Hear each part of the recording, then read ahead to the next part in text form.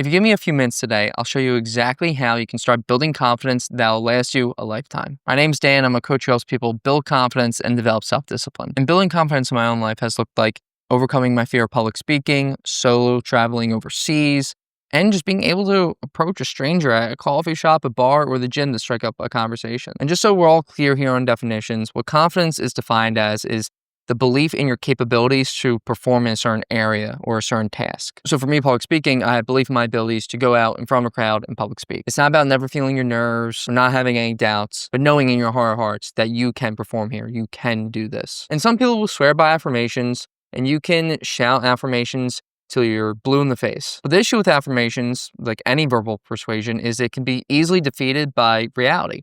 For example, if I just say in the mirror a bunch, I'm strong, I'm strong, I'm strong, and I go to bench or squat 225, I find out real quick if that's true. Instead, we focus on building evidence that we are the kind of person we want to be. And we do that through stacking small wins. Now, let's use social confidence, for example, something we could all relate to.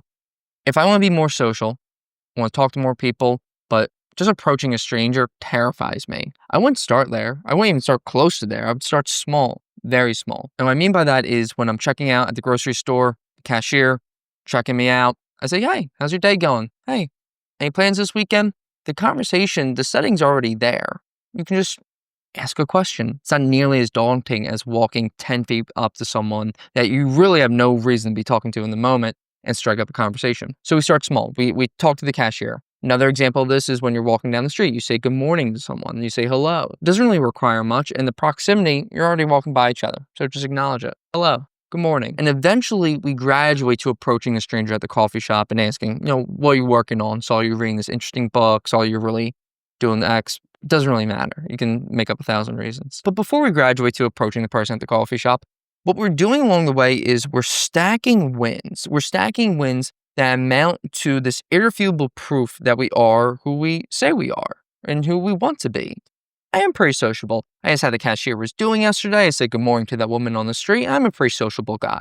Confidence doesn't magically appear. Arrogance can, but confidence doesn't. Confidence comes from competence. Competence comes from experience and skill. Experience and skill come from having the self-discipline to persist and start. And if you want a personalized approach in building confidence and developing self-discipline, you can check out the link below. All right, until next time, guys.